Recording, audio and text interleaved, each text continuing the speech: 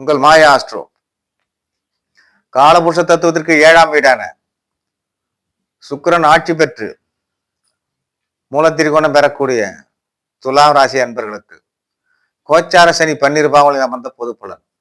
இப்போ கோச்சார சனி என்பது ஒரு ராசிக்கு எத்தனை வருஷம் இருக்குன்னா 2.5 வருஷம் இருக்கும். அப்ப 12 வருஷங்களுக்கு 30 ஆண்டுகள். அப்ப துலாம் ராசி எந்த ராசியாக இருந்தாலும் சரிதாங்க, சனி பகவான் 30 ஆண்டுகள் 30 ஆண்டுகளில் 15 ஆண்டுகள் நன்மையான பலன், 15 வருஷத்துல தீமையான பலனும் கொடுக்கறதுக்கான வாய்ப்பு உண்டு. எனவே துலாம் ராசியை சேர்ந்தவர்களுக்கு எந்தெந்த ராசியில் பெயர்ச்சி அடையும் போது நன்மையான பலனும், துலாம் ராசிக்கு சனி பகவான் எந்தெந்த ராசியில் பெயர்ச்சியாகும் போது தீமையான பலனும் தருவார் என்பதை பார்க்கலாம். முதலில் ஜென்மச்சனியாக துலாம் ராசியில் ஏழை நாட்டு மத்திமை சனியாக உச்சம் பெற்று சனி பகவான் சஞ்சரிக்கக்கூடிய காலம். மந்த புத்தி, மன செஞ்சலம், அடுத்து என்னன்னு கேட்டீங்கன்னா கௌரவத்துக்கு பங்கம் ஏற்பட்டு அதனால் மன சங்கடம் ஏற்பட வாய்ப்பு உண்டாக்கக்கூடிய அமைப்பு. எனவே ஜென்மச்சனி சிறப்பில்லை. அடுத்தது துலா ராசிக்கு 2ஆம் இடமாக வருவது விருச்சிகம், அதாவது பாதச்சனி. விருச்சிக ராசியில் பாதச்சனியாக பகைபெற்று சஞ்சரிக்கக்கூடிய காலம். இதுல என்னன்னு கேட்டீங்கன்னா வரவுக்கு மீறிய செலவு ஏற்படக்கூடிய வாய்ப்பு உண்டு. அடுத்தது பண கஷ்டம், வரவை விட செலவே அது அதிகமாக இருப்பதால் பண கஷ்டம் ஏற்படுவதற்கான வாய்ப்பு பெரும்பாலும் உண்டு.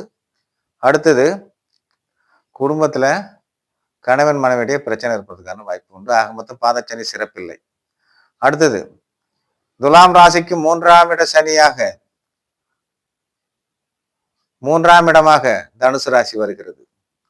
அப்போ 3ஆம் இட சனியாக முயற்சி சனியாக தனுசு ராசியில் சமம் பெற்று சனி பகவான் சஞ்சரிக்கக்கூடிய காலம். தனது சுய முயற்சி மூலம் எதையும் வெற்றி பெறக்கூடிய இந்த பயிற்சி அமையக்கூடிய வாய்ப்பு உண்டு.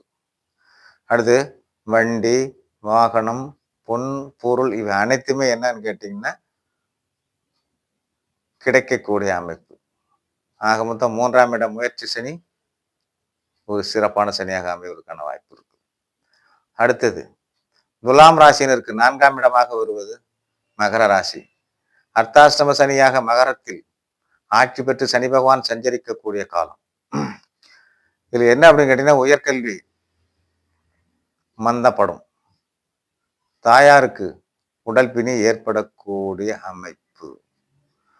அப்போ அடுத்து என்னன்னு கேட்டீங்கன்னா ஒரு சிலருக்கு இந்த நாள்ல சனி இருக்கிறதுனால வீடோடு மன வாங்கறதுக்கான ஒரு சிலருக்கு வாய்ப்பு இருக்கிறதுக்கான அமைப்பு உண்டு. அடுத்து துலாம் ராசிக்கு 5ஆம் வீடாக வருவது கும்பம். 5ஆம் இட சனியாக கும்பராசியில் ஆட்சி பெற்று மூல திரிகோணமாக அமையக்கூடிய சனி பகவான் சஞ்சரிக்கக்கூடிய காலம். இதுல என்ன அப்படின்னு கேட்டீங்கன்னா புத்திரர்களுடன் கருத்து வேறுபாடு ஏற்படுவதற்கான வாய்ப்பு உண்டு. எண்ணங்கள் ஈடர்ல போறவளுக்கு கொஞ்சம் சுமாராக தான் இருக்கும், தடை ஏற்படுத்தக்கூடிய அமைப்பு உண்டு. அடுத்தது 5ஆம் இடத்துல சனி இருப்பதுனால மனக்குழப்பம் ஏற்படுவதற்கான வாய்ப்பு இருக்கும். 5ஆம் இட சனி பாதி நன்மை பாதி தீமை கொடுக்கக்கூடிய வாய்ப்பு உண்டு. அடுத்தது துலாம் ராசிக்கு 6ஆம் இடமாக வருவது மீனராசி. அப்போ மீனராசியில் 6ஆம் இட சனியாக சமம் பெற்று சனி பகவான் சஞ்சரிக்கக்கூடிய காலம். என்னன்னு கேட்டீங்கன்னா அனைத்து விதமான எதிர்ப்புகளை வென்று அதன் மூலம் தனவரவு, பணவரவு, வீடு, வண்டி, வாகன யோகம் ஏற்படக்கூடிய அமைப்பு.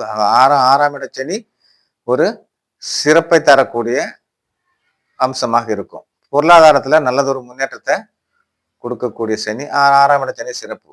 அடுத்தது துலாம் ராசிக்கு 7ஆம் இடமாக வருவது மேஷராசி. மேஷராசியிலே கண்டச்சனியாக மேஷத்தில் 7ஆம் இடத்தில் நீசம் பெற்று சனி பகவான் சஞ்சரிக்கக்கூடிய காலம். இல்ல கணவன் மனைவி கிட்டே என்னங்க அடிக்கடி வீண் வம்பு வரக்கூடிய வாய்ப்பு உண்டு. கணவன் மனைவி பிரியோரை வருவதற்கான வாய்ப்பு உண்டு. கூட்டு தொழில் மூலம் வீண் விரயம் ஏற்படுவதற்கான வாய்ப்பு உண்டு. கண்டச்சனி சிறப்பில்லை. அடுத்து துலாம் ராசிக்கு 8ஆம் இடமாக 8ஆம் இடத்து சனியாக 8ஆம் இடமாக வருவது மிதுன ரிஷிப ராசி. அப்போ அட்டமச்சனியாக ரிஷிப ராசியில் சனி பகவான் நட்பு பெற்று சஞ்சரிக்கக்கூடிய காலங்கள். இதுல என்ன இருக்குன்னு கேட்டீங்கன்னா, வீண் விரயம், தொழிலில் நிலையற்ற தன்மை, வேலையில நிலையற்ற தன்மை, எடுத்த முயற்சி அனைத்திலும் நிறைவேற்றப்படுவதில் கொஞ்சம் தாமதப்படக்கூடிய அமைப்பு போன்றவை ஏற்படக்கூடிய அமைப்பு. எனவே அட்டமத்து சனி சிறப்பில்லை. அடுத்தது துலா ராசினருக்கு 9ஆம் இடமாக வருவது கன்னியா ராசி, மிதுன ராசி. 9ஆம் இடமாக வருகிறது மிதுன ராசி. அப்ப என்னன்னு கேட்டீங்கன்னா, மிதுன ராசியில் சனி பகவான் நட்பு பெற்று 9ஆம் இட சனியாக சஞ்சரிக்கக்கூடிய காலம். பாக்கியங்கள் குறைத்து கொடுப்பதற்கான வாய்ப்பு உண்டு. அடுத்து என்னன்னு கேட்டீங்கன்னா, உழைத்தால் தான் வருமானம், தந்தையாருக்கு உடல்நிலை குறைவு போன்ற வருவதற்கான வாய்ப்பு உண்டு. அடுத்து துலாம் ராசிக்கு 10ஆம் இடமாக வருவது கடகராசி. அப்போ துலா ராசிக்கு 10ஆம் இடமான கடகராசியில் பகை பெற்று சனி பகவான் சஞ்சரிக்கக்கூடிய காலம். ஏன்னா 10ல் என்ற சனி என்னன்னு கேட்டீங்கன்னா, தொழில கடின உழைப்பின் மூலம் லாபத்தை கொடுக்கக்கூடிய தன்மை. அடுத்து என்னன்னு கேட்டீங்கன்னா, பதவியில் இருப்பவங்களுக்கு ஒரு சிலருக்கு பதவி உயர்வு இருப்பதற்கான வாய்ப்பு உண்டு. துலாம் ராசியினருக்கு 11ஆம் இடமாக சிம்ம ராசி வருகிறது. எனவே சிம்ம ராசியில் பகை பெற்று 11ஆம் இட சனி லாபச்சனியாக சஞ்சரிக்கக்கூடிய சனி பகவான் சஞ்சரிக்கக்கூடிய காலம். என்ன அப்படின்னு கேட்டீங்கன்னா, செய்தொழில், வியாபாரம் இதன் மூலம் நல்ல லாபம் பெற்று புகழ் அடையக்கூடிய இந்த பயிற்சி, புகழ் அடையக்கூடிய காலமாக இந்த பயிற்சி கொடுக்கும்.